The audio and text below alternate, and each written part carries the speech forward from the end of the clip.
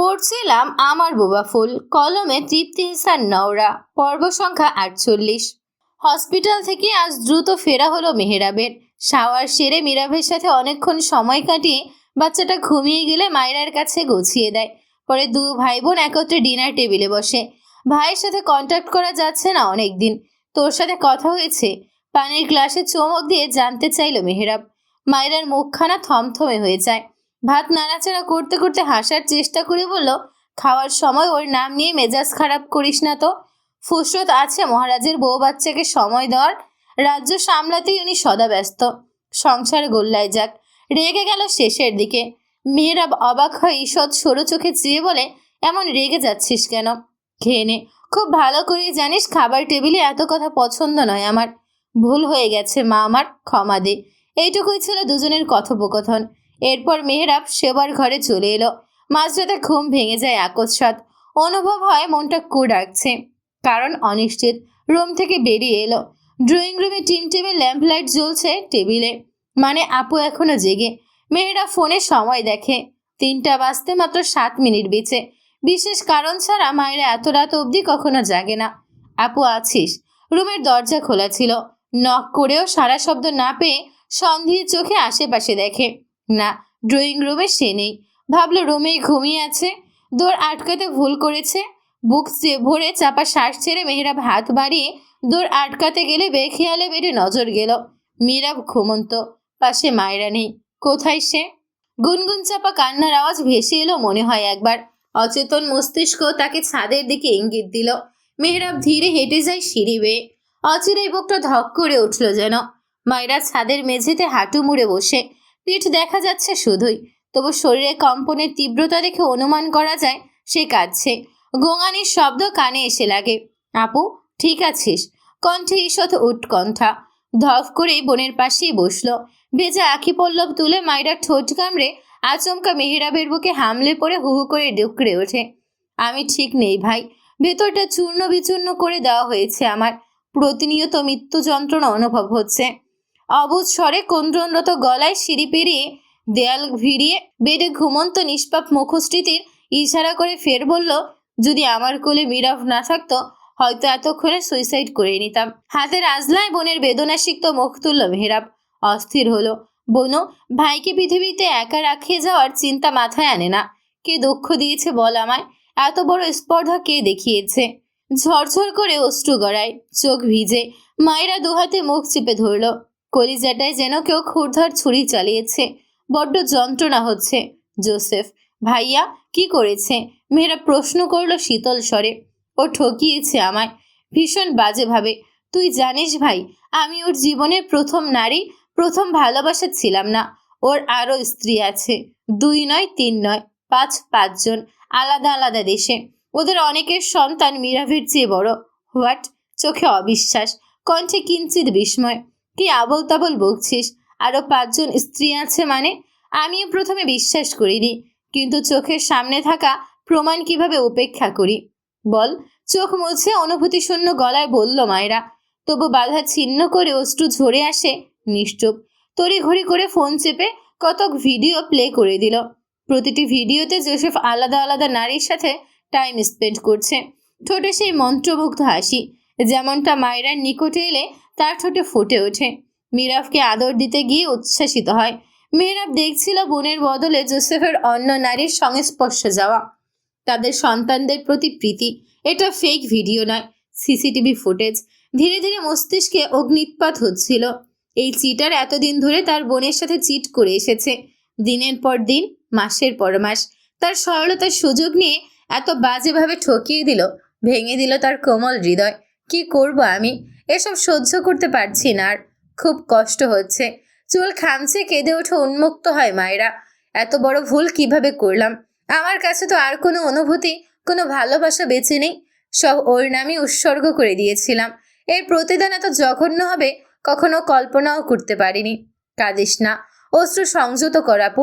চরিত্রহীন কাপুরুষদের জন্য অশ্রু বিসর্জন মানে অপাত্রে দান ছাড়া কিছুই নয়। পারছি না যে। হৃদযন্ত্রের দিকে ইঙ্গিত করে। এখানে খুব লাগলে চোখ বাধা মানতে নারাজ। এখন বুঝতে পারছি ও কেন দিনের পর দিন যোগাযোগ না করে থাকতো। আমি বা কত বোকা, বিশ্বাস রেখেছিলাম আর যাই করুক ও শুধুই আমার থাকবে আজীবন।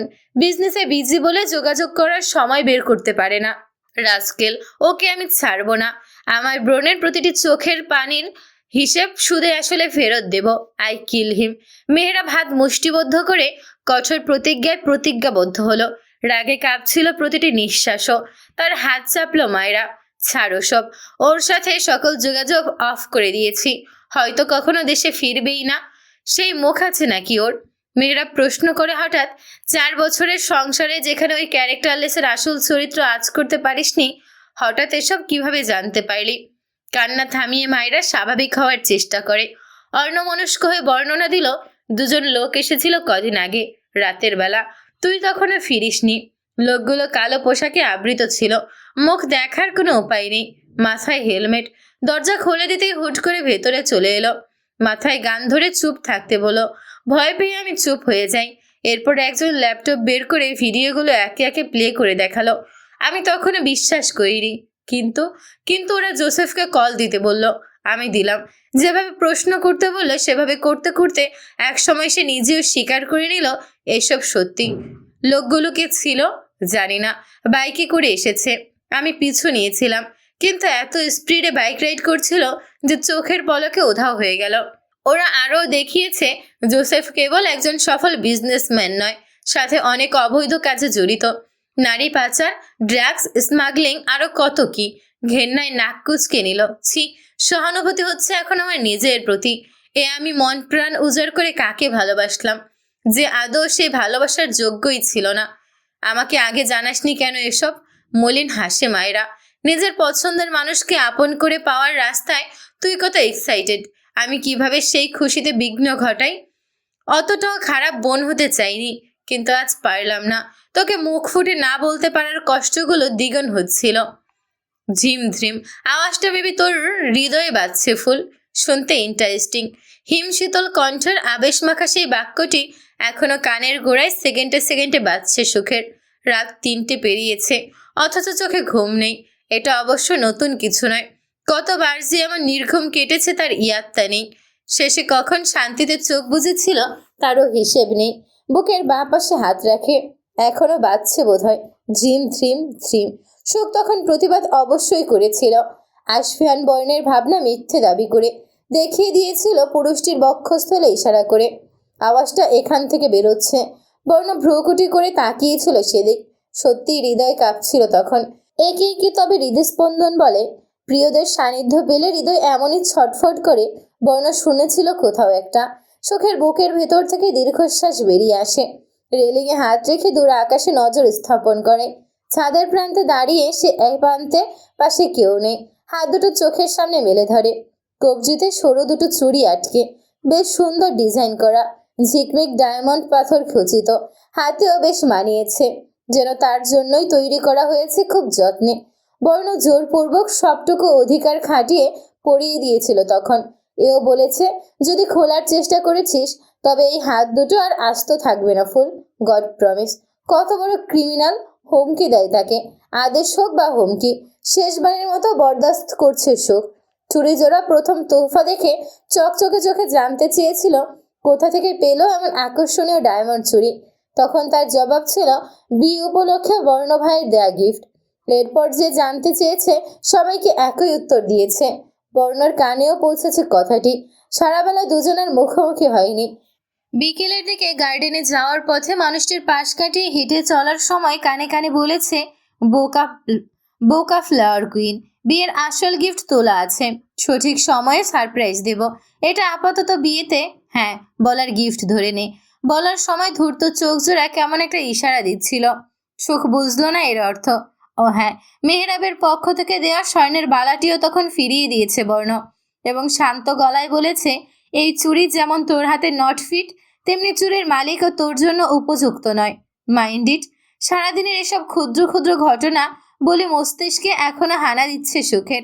আবারও এক প্রলম্বিত দীর্ঘশ্বাস। তার দৃষ্টি ওই দূর আকাশের বুকে চুপটি করে জ্যোৎস্না বিলাতে নিয়োজিত চাঁদের দিকে। চোখ চিনচিন করছে। হৃদযন্ত্রটি মনে হয় শক্ত করে কেউ চেপে ধরে আছে। শ্বাস নিতেও কষ্ট হয়।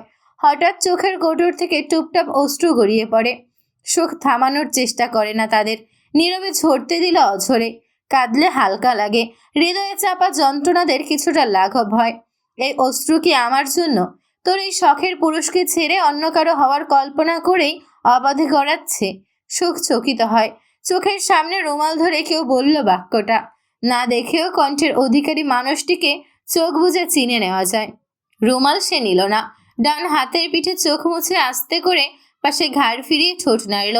সবসময় ভুল ভাবনা ভেবে নেওয়াকে নিজের অভ্যাসে পরিণত করে নিয়েছেন নাকি? বাড়িয়ে দেওয়া রুমাল সমেত হাত গুটিয়ে নেয় বর্ণ। এক দৃষ্টিতে অপলক তাকিয়ে রয়। সুখের অশ্রুতে সিক্ত আখি যুগল অপূর্ব লাগলো তার চোখে, ঠিক যেমন শিশির ভেজা প্রস্ফুটিত গোলাপ। মুখশ্রীতে আগের তুলনায় পরিবর্তন এসেছে সুখের। গম্ভীর গম্ভীর একটা কঠোর ভাব, মলিনতার ছাপ আজ আছে অল্প। বর্ণ অল্পক্ষণ ঠোঁট কামড়ে জবাব দেয়, কারেক্ট, বাট নট কারেক্ট। আমি তোর কাছে চাঁদের অনুরূপ, আর তুই দূর আকাশের চাঁদের দিকে চেয়ে কাঁদছিলি। দ্যাটস মিন এই চাঁদ ওই চাঁদ কাউকে ছুঁতে না পারার দায়ে তুই অশ্রু ঝরাচ্ছিস। Am I right? আবার ভুল বকছেন। সঠিকটা তুই জানিয়ে ধন্য কর্তব্যে। বিষয়টা ক্লিয়ার না হলে শান্তি পাবো না। শেষাক্ত করার সময় দুহাত প্রসারিত করে আড়মোড়া ভাঙল। সুখ বুকে হাত ভাঁজ করে তাকায়, এরপর হাঁ করে শ্বাস ছেড়ে অন্যত্র সরিয়ে আনে। আর চোখে দেখে বর্ণ তখনও জবাবের আশায় চাতক পাখির মতো চেয়ে। চোখাচোখি হতেই ভ্রু নাচালো অসভ্যের মতো। কদিন পর এই বাড়ি ছেড়ে, প্রত্যেককে ছেড়ে, আমাকে ছেড়ে। বর্ণ মৃদু হেসে কথা কেড়ে নিল। হতাশ চোখে চাই সুখ, বিরক্তিকর। ঠোঁট চিরবির করে শব্দটি আউড়ে পাশ কাটিয়ে চলে আসতে ধরে। চুলে বিনুনি গাঁথা দাদু করে দিয়েছিল বিকেলের দিকে। এখন তিনি সুখকে প্রচণ্ড ভালোবাসেন। আগে যতটুকু অবজ্ঞা করতেন সব যেন করার গণ্ডায় মিটিয়ে দিচ্ছেন এখন। সুখ প্রাণ ভরে সেসব আদর গ্রহণ করে। চুলের গোড়ায় টান অনুভব হয়। সহসা মাথায় হাত উঠে এলো। বুঝে ওঠার আগেই লম্বা বিনুনি ধরে হ্যাচকা টানে সুখকে মুখোমুখি নিয়ে এলো বর্ণ। চোখে চোখ রেখে বলল, 3 বছরের ভালোবাসা এত সহজে ফুরিয়ে গেল? ভুলে গেলি সব? এত সহজে কিভাবে? ঈষৎ ব্যথায় মুখ কুচকে সুখ জবাব দেয় ঠোঁটে, আমি আমার মতো। আমার ভালোবাসার ধরন ছিল আলাদা, অতএব আমার ভুলে যাওয়ার অজুহাতও আলাদা। এর কোনো ব্যাখ্যা হয় না। সুখের কথা বুঝে নিতে তার ঠোঁটে একদৃষ্টি চেয়ে থাকার মাঝে শুষ্ক ঢোক গিলে বর্ণ। গলা খাকারি দিয়ে কোমল স্বরে ধীরে বলে, ছেড়ে যেতে কষ্ট হবে না? পারবি সহ্য করতে? নজর সরাই না সুখ, চেয়ে থেকেই স্বীকার করলে হবে। ভীষণ কষ্ট হবে, তবে আপনাকে চাই না আমার। সবকিছু পেয়ে গেলে আফসোস করব কি নিয়ে? আর রইল বাকি সহ্য করা নিয়ে। জানেন তো, পৃথিবীতে অসম্ভব বলে কিছু হয় না। বর্ণার হুটহাট মনে পড়ে সুখের ডায়েরিতে লেখা সেই শব্দগুচ্ছ। হয়তো এক জনম আফসোস নিয়ে কাটিয়ে দিতে হবে। আপনি ইচ্ছে করেই আমার হননি বর্ণ ভাই। রাগ ওঠে, প্রচণ্ড রাগ ওঠে বর্ণর। দাঁতে দাঁত নিষ্পেষিত করে সুখকে ছেড়ে দিল। গম্ভীর মুখে বলল, পলক ফেরার আগে চোখের সামনে থেকে দূর হ, নয়তো। বাক্যটি অসম্পূর্ণ রেখে দুহাত মুঠো বুদ্ধি করে। সুখ জেদি হলো একটু, জানতে চাইল কঠিন মুখে নয়তো কি। বর্ণ হুট করে ঠোঁট বাঁকিয়ে হাসলো। সুখের দিকে এগিয়ে যেতে যেতে বলল ফিসফিসে, হাক করব শক্ত করে, চাস এমন কিছু? আমার কিন্তু কোনো আপত্তি নেই।